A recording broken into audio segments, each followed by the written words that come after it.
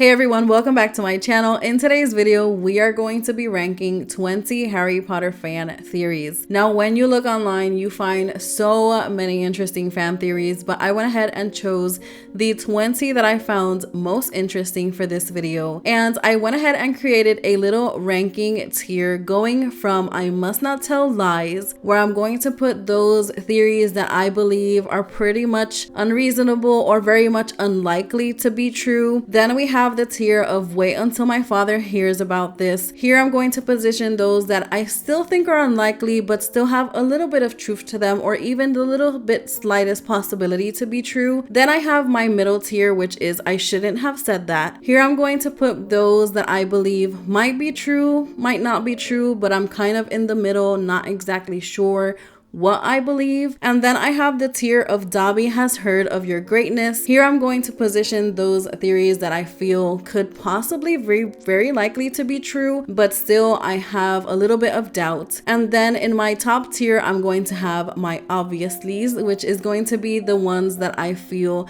have more truth behind them and are very likely to be true. So let's go ahead and start, because this video might be a little bit long. So the first theory we're going to look at is the one that says that the Dursleys didn't really hate Harry. So the theory says that Horcruxes affect the mood of those around them, as demonstrated by Ron and Harry's irritability while hiding the locket in the Deathly Hallows Part 1. Harry later learns he is a Horcrux himself, as a fragment of Voldemort's soul went into his body when the Dark Lord attempted to kill him. The theory states that the awful and abusive Dursleys did not hate Harry because of who he is, but instead Harry, being a Horcrux, inadvertently changed their moods. Now for this one, I have to say I completely understand where they're coming from with this fan theory. I think it does have a little bit of possibility of being true, because how it mentions in the Deathly Hallows, we do see how Harry's mood changes against Hermione, how he's saying to her like she isn't doing enough, and how he's being extra mean to her, where we haven't seen Harry act that way in any of the other movies. And then we also see it with Ron and how he says all these hurtful things to Harry. I don't think he would have said any of those things had he not been wearing the locket. But I also think that in the Deathly Hallows, we see the locket doesn't just make you all of a sudden be a mean person or have these feelings and thoughts and doubts, unless you already have like a predisposition for those thoughts. Like one example of this is Ron specifically. When we see Ron destroying the Horcrux and we see all of the things that the evilness in the locket is trying to make him believe about how he isn't enough, about how Hermione prefers his friend, I think those things were things Ron already had in his mind, and the locket or the Horcrux was just making those things emphasize, like magnify those feelings for him. So with that being said, I think when we look at the Dursleys,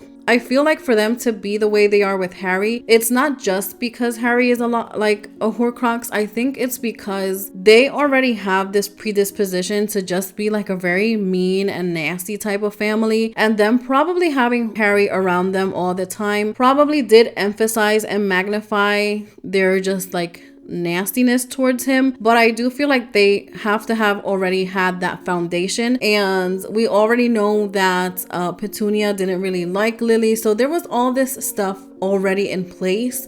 And then yes, I do believe that probably having Harry with them all the time just emphasize those feelings. So for that reason, I think I'm going to place this one on wait until my father hears about this. So our next theory says that there is a thriving black market below the wizarding world. Markets are bound by laws and regulations preventing both buyers and sellers from gaining access to undue advantages. But this also means that illegal products and services are sold on the black market, a non-physical entity that could exist literally anywhere. So to this one, I have to say, I am going to position this one in my obviously tier. I mean, why would there not be a black market, right? We already know that there's Nocturne Alley. We've already seen Lucius Malfoy in Nocturne Alley trying to sell some of his things that he knows that if the ministry were to find in his household, he would get in trouble. But I feel like there has to be something even darker than Nocturne Alley, somewhere where you can probably get things like unicorn blood and you don't necessarily have to go to the dark forest to get it. The same way we have like really good things in Harry Potter, there has to be something darker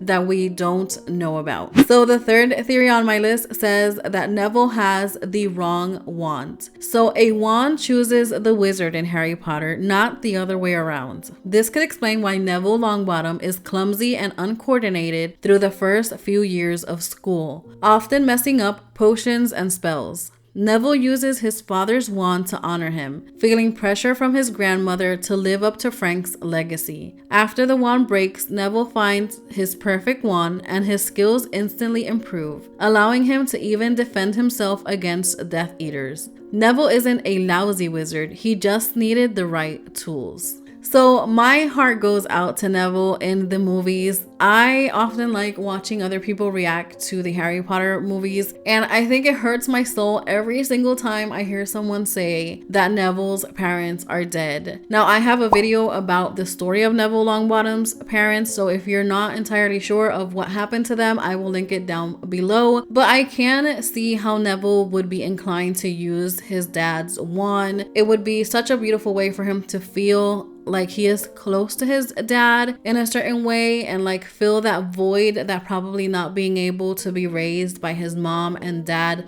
left in his heart. But at the same time, like they said, the wand does choose the wizard, and because that was not the wand that chose Neville, I can see it being extremely possible that this is why poor Neville, everything happened to him in the first couple of movies. So for this reason, I'm going to rank this theory in the Dobby has heard of your greatness scale. Now, the next theory says Draco Malfoy is a werewolf. Now, this one is probably one of the craziest ones that I read. In Harry Potter and the Half-Blood Prince, Draco is going through a difficult time, and a lot of people speculate that the reason behind this might be that he could have been bitten by Fenrir Greyback, the same Death Eater that turned Remus Lupin into a werewolf. The theory is inspired by the fact that Draco looked sick throughout his 6th year of Hogwarts, and that Lord Voldemort might have ordered Greyback to bite Draco as a punishment to the Malfoy family. Now, I have to say, this is one of the theories that I would have to position in I must not tell lies. Now, I just can't see this theory being true. Now, yes, Draco is going through so much in the movie The Half-Blood Prince, and yes, his demeanor looks extremely sickly, but he is going through a lot. You know, he has been ordered to do something extremely severe, like, you know, killing Albus Dumbledore. There has to be so many things going throughout his head, because even though I feel like Draco does have this predisposition to probably incline towards the dark side because his family, you know, has always been that way, I do feel like deep inside he does have this little spark like telling him that what he was doing is wrong. So I would have to say this theory for me is just pretty crazy. I don't think this one is true at all, and I would just say that Draco's appearance in the Half-Blood Prince is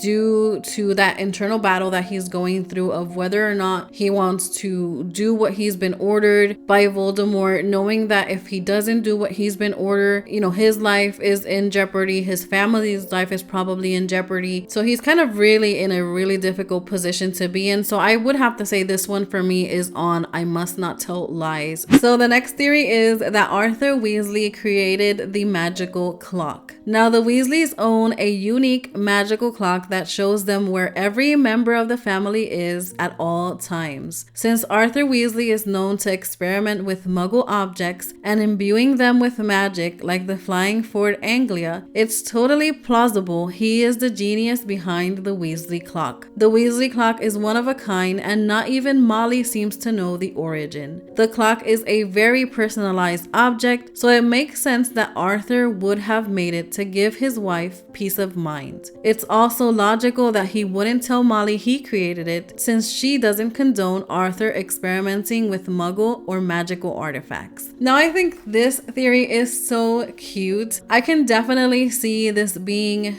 true. Because it is such a personalized object, I don't see him being able to purchase this anywhere else. This is something that I could definitely see Arthur doing, and I can definitely see him gifting this to Molly, because Molly is like everyone's mom in this movie. Like in these movies, she is just so sweet. She loves her family so much. She worries about her kids all the time. So it just makes sense as a mom that she would want to have something that would tell her where her kids are at all times. So I can definitely see this one being true. In fact, I would even say that if I do disagree with something in this theory is the fact that it says that Molly doesn't know the origin of the clock. I would say she knows exactly the origin of the clock, and I would go further as to say that I think Mr. Weasley even told her that he made this for her to see if she could kind of get on board with, you know, trying to get magic into these muggle artifacts, and her starting to change her mind on him doing this. So maybe he thought, you know, what if I make something really special for her? Maybe I can like convince her that putting magic into muggle artifacts isn't really that bad. But I don't know if that necessarily worked out the way he wanted to. But in this case, I'm going to say that this one is going to go on my obviously tier. So this next theory states that Mrs. Norris is actually an animagus, Filch's cat that marauders throughout the halls of Hogwarts, finding students who are breaking the rules and immediately informing her master. Mrs. Norris is definitely not a regular cat. This has led a great part of the fandom to speculate that Mrs. Norris might be an animagus. The Harry Potter series already has one character that spends a lot of time in their animagus form, Peter Pettigrew. So people already know this is possible. It's possible that whether Mr. Filch is aware of it or not, Mrs. Norris is an animagus who has decided to spend all of their time living as a cat. So this theory, I would have to say, is kind of weird to think about. I mean, because on one side, it is kind of possible because we do see Filch like really obsessed over his cat, but at the same time it's kind of weird because if this is the case, does he know she's an animagus? Does he not know? If he knows, is that why he loves his cat so much? Like, are they like a couple or something? I don't know. To me, this one is just kind of weird.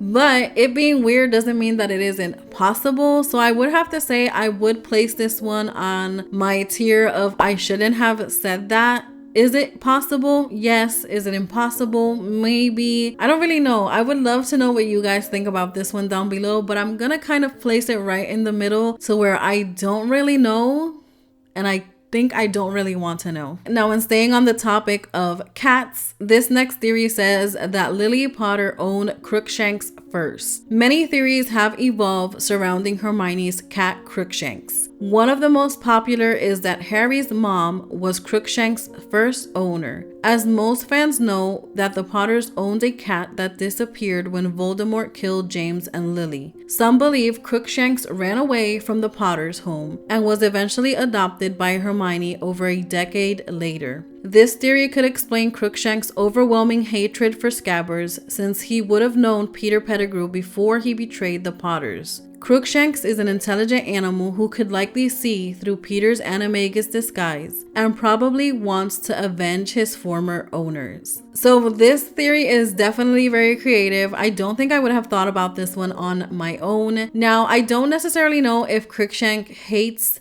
Scabbers any more than any other cat would hate any other rat. I didn't really get that vibe when watching the movies, but it's definitely possible. I would have to say I would place this one in my I shouldn't have said that tier. Is it impossible? No. Is it possible? Yes, it is possible. So I think it's kind of in the middle. It just really depends on what you want to believe. For me, I would just say it's kind of in the middle. So this next theory is very sweet and I would hope it to be true, and it says that Harry and Sirius Black are actually related. Harry develops a very close relationship with his godfather Sirius Black over the course of the series. In Order of the Phoenix, Harry sees a family tree painted on the wall in the House of Black. Fans quickly spotted two family members on the tree who would indicate that Harry and Sirius are blood relatives. According to the Black family tree, Doria Black married Charles Potter, and the two had an unnamed son. Many fans have theorized that Doria and Charles are James Potter's grandparents. making Potter and Sirius blood relatives. In any case, all pureblood families in the wizarding world are likely to intersect at some point, so it isn't far-fetched. So I have never noticed this on the family tree. I'm going to have to watch the movies and kind of pause it to see if I can see this. But to me, this one would make sense. I mean, I don't know how common the last names are in the wizarding world, but if they're not very common, I can see how this person might be like within Harry's ancestry. And it would also make sense why James then selected Sirius as, you know, Harry's godfather. So to me, this one is very possible. I wouldn't say this is 100% obviously, but I would say I am comfortable with placing it on Dobby Has Heard of Your Greatness. So continuing on, we have here that Ron Weasley is a seer, but he doesn't know it. An interesting fan theory proposes that Ron has psychic abilities, but he hasn't realized it yet. This is based on the fact that Ron has accidentally predicted many of the most important events in the series. For example, in Harry Potter and the Chamber of Secrets, Ron makes an offhanded comment about how maybe Tom Riddle killed Moaning Myrtle, which he did. This continues throughout the Harry Potter series, especially when Ron invents dreams for the dream diary that he has to keep updated for Professor Trelawney's class. What's more, some fans believe that his ability to predict the future is the reason behind Ron's outstanding talent for playing chess. Since predicting the future is one of the many branches of magic, it isn't outside the realm of possibilities that Ron possesses this skill. So I think this theory about Ron being a seer is actually pretty cool. I think oftentimes in the movies especially, we see how a lot of Ron's best lines were taken away and given to Hermione. Everyone's always talking about how Hermione is such a great witch, how she's so intelligent, how she's so essential to the Golden Trio. You know, we often hear about Harry, how Harry is just like this naturally gifted and talented wizard, although he has had no exposition to the wizarding world prior to him being 11. But we don't often hear good things about Ron. We don't often hear about what makes Ron really great, what makes him, you know, such a great wizard. Oftentimes his character is a little bit diminished. So I think to think about Ron and to think about something that makes him stand out from the rest of the crowd is really great. I would say this one is in my Dobby Has Heard of Your Greatness tier. So this next theory is one of my favorites, and it is that Albus Dumbledore uses the chocolate frog cards as a transportation and information network. So it says that in the wizarding world, pictures are capable of moving and sometimes talking. Some characters in portraits can even move from one of their pictures to another one, which is why sometimes certain portraits appear empty. Albus Dumbledore has taken advantage of this feature to obtain information from different places. For example, with Phineas Nigellus's help, he kept an eye on Grimmauld Place. Fans believe he could be doing the same with his portrait in the chocolate frog cards. And that's how he knows everything that happens at Hogwarts and even in other parts of the world. So I think this theory is absolutely amazing. I can't believe why I didn't think of this before, but it does make a lot of sense, especially when you watch the movies and you hear how Ron mentions that he already has like 5 Albus Dumbledore cards. So it kind of makes me think that getting an Albus card in the chocolate frog candy is pretty common, which would make sense because if he does want to use this as a way to keep in the know of everything that's happening everywhere, like at all times, he would make it to where his card was pretty common so that he can make it to more households and more places. Now, to a certain point, it is kind of a little bit creepy at the same time because, I mean, it's kind of invasive of privacy to a certain extent, but I feel like if I was part of the wizarding world and I knew how portraits work and I had any like inclination to think that the portraits in the frog cards were looking back at me, I probably would have them all like facing down, especially when I was like changing or something like that. It's just a little bit invasive, but it is a very cool theory. So for this reason, I would say it is on my obviously tier. So this next theory says that Voldemort had a completely different goal at the end of the Triwizard Tournament. Fans suggest a rather horrific alternative to what happened at the end of the Goblet of Fire. Assuming Voldemort had killed Harry during their duel, he might have decided to transform himself into his now deceased nemesis by means of the Polyjuice potion. Disguised as Harry, Voldemort would then proceed to spread havoc around Hogwarts before ultimately revealing Harry's mangled corpse to the wizarding world. Now, this one to me, I have to say, I don't know what you guys are gonna think. You guys might think this one is possible, but I personally feel like this one is on my I must not tell lies tier.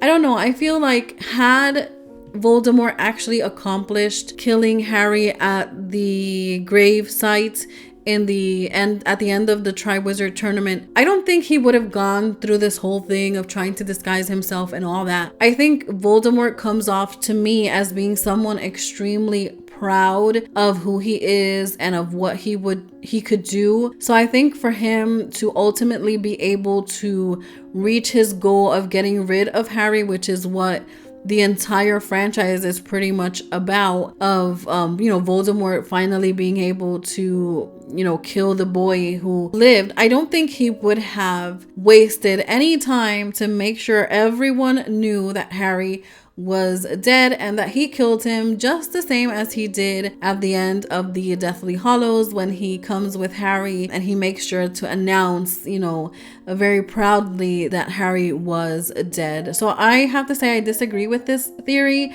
and I, for this reason, would say it is a I must not tell lies. So this next theory is about Neville and his childhood trauma, and it says Neville's childhood trauma was obliviated. Now, while James and Lily Potter managed to evade the Death Eaters with great difficulty, Frank and Alice Longbottom weren't so lucky. Neville's parents were subjected to gruesome torture at Bellatrix's hands, causing irreparable damage to their psyches. Despite their willpower, they succumbed to the effects of the Cruciatus Curse. Nobody knows where Neville was during the torture, but a fan theory implies that he may have watched it happen as a baby. This explains why his memory is so bad. Now, this theory is just so incredibly sad, and to think that Neville was probably there and saw everything, although he would have been a baby similar to probably the age that Harry was around the time that his parents were killed. So it's possible that he wouldn't completely remember what happened or understand what was happening, but it's still sad to imagine him being there while it was happening. And it would make sense to me that in hopes that he wouldn't remember anything that happened,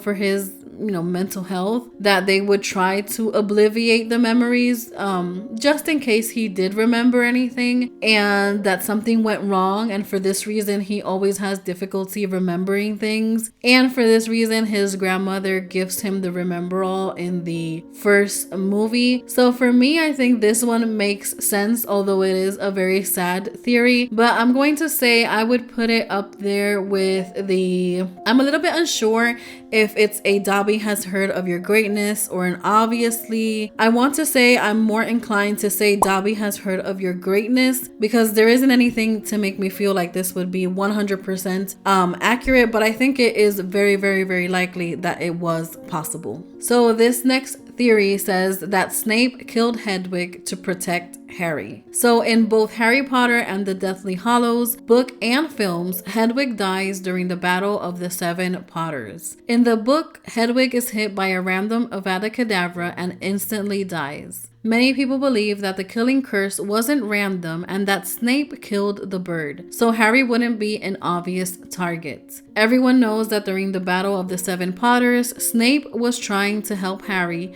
and the Order of the Phoenix. He even accidentally cut George Weasley's ear while trying to hurt a Death Eater. Snape was always working in the background, helping Harry, and this might be one of those moments. So to me, this theory makes a lot of sense. I can definitely see this being on brand for Snape. I mean, on one side, he's kind of like helping Harry, but at the same time, it's like, dude, could you not have helped him in any other way where you didn't have to like kill his bird? But I don't think Snape would have really cared to get rid of Hedwig if it meant for him to continue to do his mission of protecting, I guess you could say, Harry. So it seems to me like it would be something that is definitely on brand. And then, you know, it is true that if we look at the whole entire scenario of the Battle of the Seven Potters, Hedwig is that one thing that was really standing out, that was really, you know, signaling that that was the real Harry. So it would make sense to me that Snape would see this and think, you know, we gotta get rid of the bird. I'm just gonna do it, because Snape doesn't come off to me as this character who would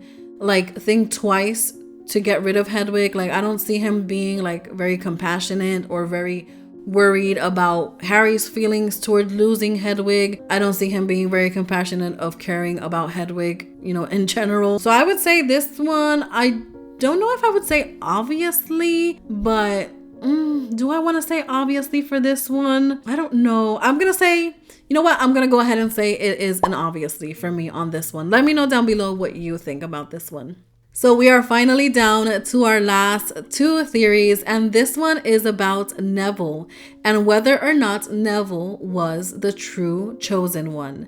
Now, if you have been around the Harry Potter fandom before, you know that this topic is a very big topic within the fandom, and it's definitely so much to explain. I would never be able to explain it in this video, but basically the theory says that Harry Potter was not the chosen one and that Voldemort attacked the wrong child. The prophecy made by Sybil Trelawney when Harry and Neville were babies states that a child born at the end of the 7th month will destroy the Dark Lord. Voldemort assumes it's Harry and goes after the Potter family, but Neville was also born at the end of July. Neville proves multiple times that he is capable of being the chosen one, and the story would have turned out very differently if Voldemort had attacked Neville instead. Now, this one is complicated, right? Because I feel like saying that Harry wasn't the chosen one and Neville was the chosen one would make this story completely different. It would be a completely different story. It would be a completely different franchise. It would be a completely different movie. So it's difficult for me to say that this theory is true. I mean, could it have been true? Yes. I mean, definitely had Voldemort decided to attack Neville and Neville's family instead of the Potters, it would have been true. Of course, you know, they both were children born at the end of July. They both were children born to parents who were part of the Order of the Phoenix. And they both were children born to parents who had already went against Voldemort. So either of them, yes, would have been able to be the chosen one. But I feel that to say that this theory is true and that it should have been Neville instead of Harry, it just would be a completely different story. I think each one of these characters played the part that they needed to play. And I don't know. I mean, would it be possible? Yes. Is it true that it should have been Neville instead of Harry? I don't think so. I think there's other reasons why it would have made more sense for it to be Harry. So in this case, I'm going to say it isn't definitely a I must not tell lies. I don't think there's no truth behind this, but I do think it's very difficult. So I'm going to put it in wait until my father hears about this. But this is another one that I would love for you guys to comment down below and let me know what you think about it. So finally, this last theory is probably the one that inspired this entire video, and it is that Harry imagined the entire story. So the "it's all a dream" twist is one of the oldest tricks in storytelling. So it's not surprising that this theory has become popular with some Harry Potter fans. Many have theorized that while Harry grows increasingly sad, lonely, and hungry in his small cupboard at the Dursleys' house, to escape the neglect he suffers, he allegedly makes himself the protagonist of an elaborated and magical world all within his mind.